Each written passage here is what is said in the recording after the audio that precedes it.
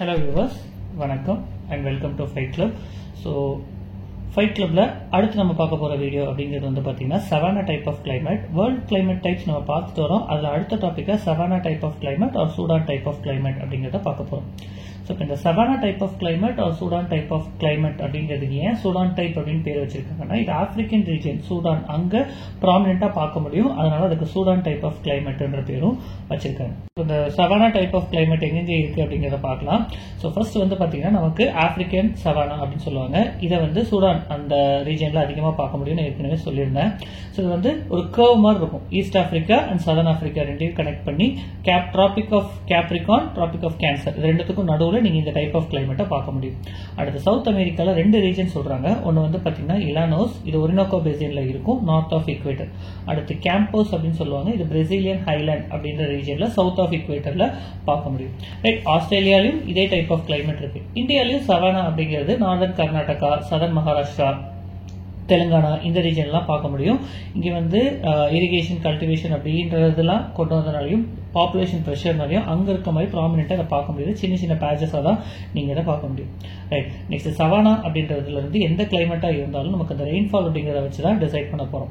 So சவானாவோட rainfall எப்படி இருக்கும்னா 80 to 160 centimetre இருக்கும். கிட்டத்தட்ட இதுவும் மான்சூன் கிளைமேட்டும் ஒரே மாதிரி இருக்கும். பட் ரெயின்ஃபால் அப்படிங்கிறது கொஞ்சம் குறைவா இருக்கும். 80 to 160 சென்டிமீட்டர் தான் இருக்கும். ரைட், இந்த ரெயின்ஃபால் அப்படிங்கிறது உங்களுக்கு ஈக்குவேட்டருக்கு மேல போக போக குறைஞ்சிட்டே வரும். ஆப்வியஸ்லி பிகாஸ் ஈக்குவேட்டர் அதிகமான ரெயின் மேல போக போக டெசர்ட். ஸோ அதனால இங்க ஈக்குவேட்டர் இங்க ரெயின்ஃபால் அப்படிங்கிறது குறைஞ்சிட்டே தான் வரும். இந்த ரெயின்ஃபால் மெயினா வந்து பாத்தீங்கன்னா சம்மர் டைம்ல தான் வரும். ஓகேங்களா, வின்டர் அப்படிங்கிறது ட்ரையா தான் இருக்கும். ஓகே, அடுத்து இந்த ரெயின்ஃபால் அப்படிங்கிறது இங்க இருக்கக்கூடிய உயிரினத்துக்கு ஒரு வாழ்வாதாரமா இருக்கு. இந்த வாட்டர் இது ஏற்கனவே சொன்ன மாதிரி இது ரொம்ப ட்ரை ரீஜன். 8 இருந்து 9 மாசம் இங்க வெறும் ட்ரையா தான் இருக்க போகுது. கொஞ்சம் குறிப்பிட்ட ஷார்ட் டைம்ல தான் உங்களுக்கு ரெயின்ஃபால் வரப்போகுது. ஸோ அந்த உயிரினங்களுக்கெல்லாம் இந்த ரெயின்ஃபால் அப்படிங்கிறது ரொம்ப ரொம்ப இம்பார்ட்டன்ட்.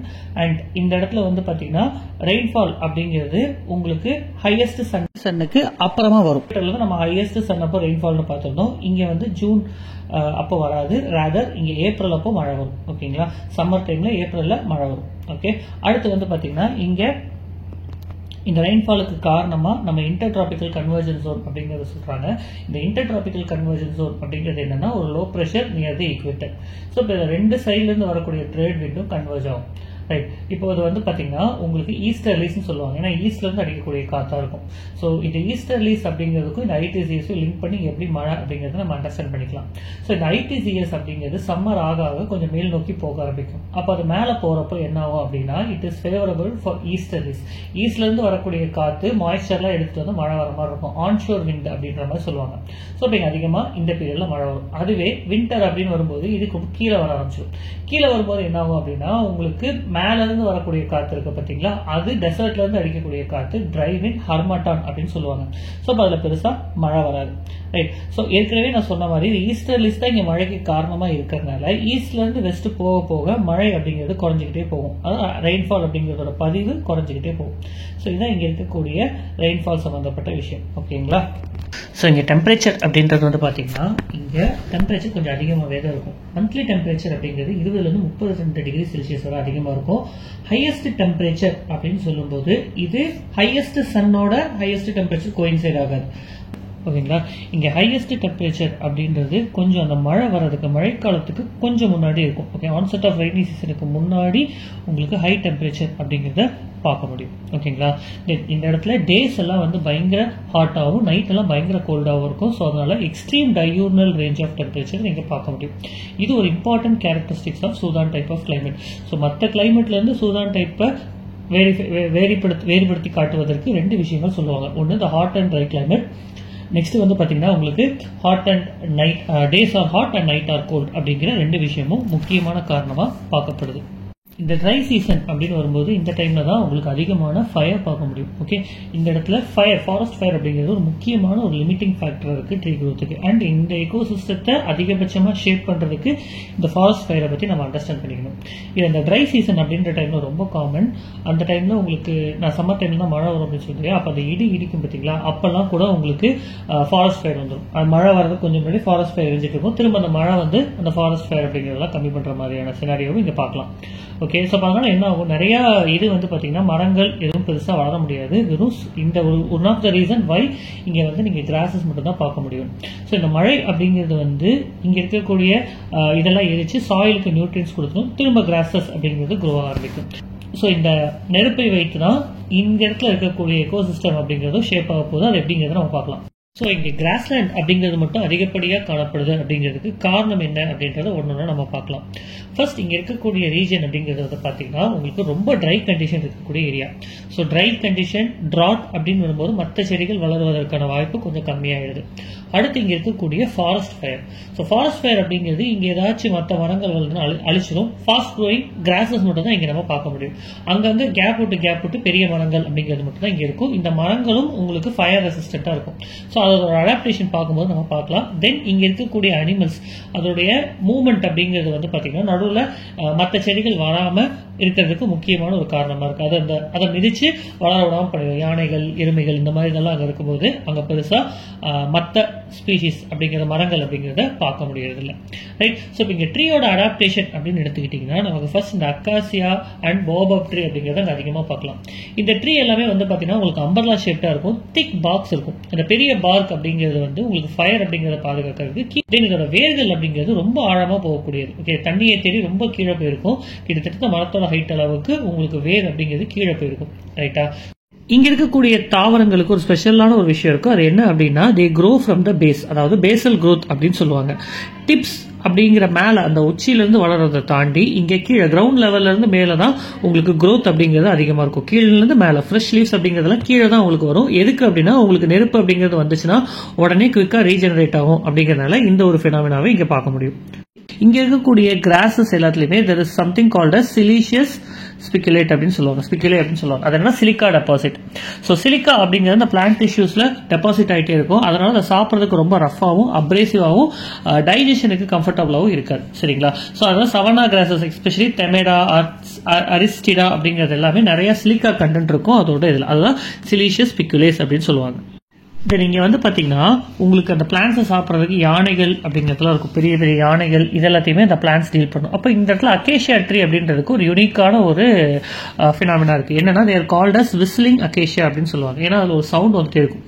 யானைகளுக்கும் என்ன சம்பந்தம் அப்படின்னா நடுவில் ஒரு பிளேயர் வராரு. அவர் தான் வந்து பார்த்தீங்கன்னா இந்த அகேஷியா ஆண்ட் அப்படின்னு சொல்லுவாங்க. அதவே சொன்னா காக்டெயில் ஆண்ட்.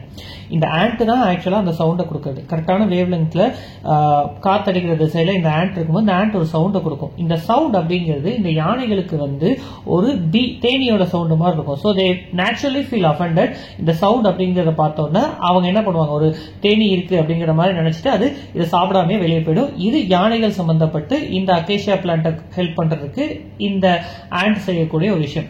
இந்த ஆண்ட்டுக்கு அந்த அகேஷியா பிளான்ட் என்ன கொடுக்கும்னா இருப்பிடம் கொடுத்துரும். அதே மாதிரி இந்த ஆண்ட் இங்கேயே வச்சுக்கணும் அப்படின்றதுக்காக சுகரி டெபாசிட்ஸ் இதெல்லாமே இந்த ஆண்ட் கொடுத்துருக்கும். இதை அந்த ஆண்ட் அப்படிங்கிறது வந்து இந்த செடியில இருந்து இதை எடுத்துக்கும். ஸோ அதுக்கு உறைவிடம் தென் உணவு ரெண்டையுமே இந்த செடி கொடுக்குது. இந்த செடிக்கு பாதுகாப்பு அப்படிங்கிறது இந்த ஆண்ட் கொடுக்குது.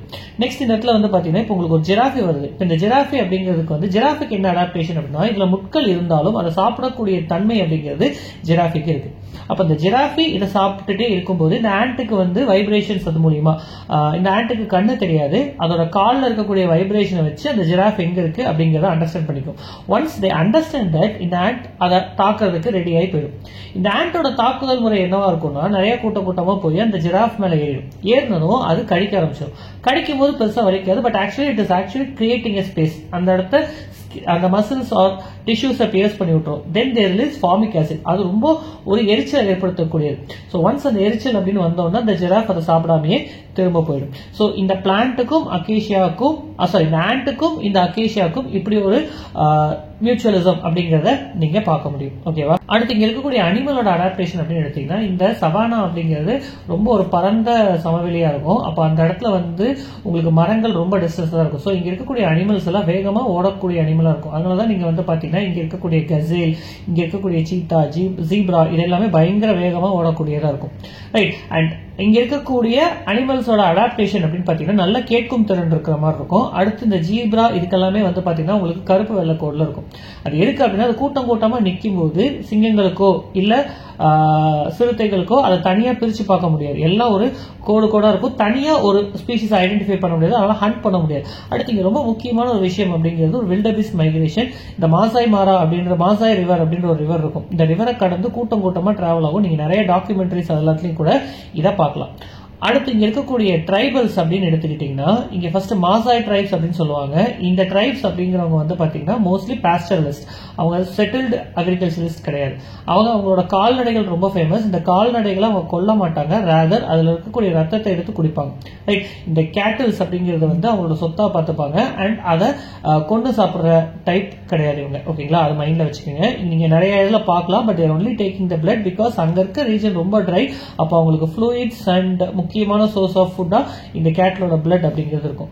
அடுத்த ட்ரைப் அப்படிங்கிறது வந்து பாத்தீங்கன்னா ஹவுசா ட்ரைப். இவங்க கிட்டத்தட்ட ஒரு செட்டில்டு அக்ரிகல்ச்சர். ஆப்பிரிக்கால இவங்களோட பாப்புலேஷன் அப்படிங்கிறது சிக்னிபிகன்ட்லி லார்ஜர். அண்ட் இந்த ரீஜன்ல பெருசா நீங்க அக்ரிகல்ச்சர் பார்க்க முடியாது. பிகாஸ் இந்த ரீஜன் அப்படிங்கிறது ரொம்ப ஃபர்டைல் அப்படின்னு சொல்ல முடியாது. ஓகேங்களா, இப்போ கொஞ்சம் காட்டன் இதெல்லாமே இங்க கொஞ்சம் க்ரோ பண்ணிட்டு இருக்காங்க. பட் ஓவரால் அக்ரிகல்ச்சர் அப்படிங்கிறது பெருசா சிக்னிபிகண்டா இருக்காது. அப்படின்னு எடுத்துக்கிட்டீங்கன்னா உங்களுக்கு டெம்பரேட் கிராஸ்லேண்ட்ல கிராஸ் அதிகமா இருக்கும், ஸ்வீட்டா இருக்கும். அதனால அதிகமான கேட்டல்ஸ் பார்க்கலாம். பட் இங்க நான் ஏற்கனவே சொன்ன மாதிரி ஹெர்பிவாரி அப்படிங்கிறது அதிகமா இருக்கும். கிராசஸ்ல எல்லாம் சிலிஷியஸ் பிக்லி அதிகமா இருக்கும். அதனால இங்க இருக்கக்கூடிய கேட்டல் rearing is not productive. Milk and meet அப்படின்னு எடுத்துக்கிட்டாலும் ரொம்ப கம்மியா தான் வரும். ஸோ இங்க கேட்டல் அப்படிங்கிறது ப்ரிஃபர்ட் மெத்தட் ஆஃப் எக்கனாமிக் கிடையாது. மாசாய் ட்ரைப்ஸ்க்கு சப்சிஸ்டன்ஸ்க்கு கேட்டல் வச்சுப்பாங்க. ரைட். அதே மாதிரி அடுத்து மினரல்ஸ் அப்படின்னு எடுத்துக்கிட்டீங்கன்னா இங்க பெருசா மினரல்ஸ் பார்க்க முடியாது. பிரேசில்ல செராடோ ரீஜன் அப்படின்னு ஒரு ரீஜன் இருக்கு. இங்க உங்களுக்கு மினரல்ஸ் இருக்கு. ஓகேங்களா, பிரேசிலோட செராடோ சவானா அங்க வந்து பாத்தீங்கன்னா உங்களுக்கு அயனூர் அதிகமா இருக்கும். ஓகே, தென் உங்களுக்கு ஆஸ்திரேலியா அப்படின்னு போறப்போ ஆஸ்திரேலியால there is significant reserves of uranium and bauxite. சரிங்களா, டிராபிக்கல் சவானால. ஓகே, பிரேசில்ல வந்து பாத்தீங்கன்னா உங்களுக்கு பாக்சைட், மேங்கனீஸ், அயனூர் எல்லாமே இருக்கும். ஆப்பிரிக்கன் சவானால அங்கங்க உங்களுக்கு டைமண்ட், காப்பர் அப்படிங்கிற மாதிரி கிடைக்கும். But not that significant. So that is it. Thank you so much for watching this video. Hope you like this video. அடுத்தடுத்த வீடியோஸ்ல further climate regions பார்க்கலாம். மறக்காம உங்க சப்போர்ட் கொடுங்க. Please do subscribe and please do comment your opinion. Thank you so much. Keep supporting Fight Club. Thank you.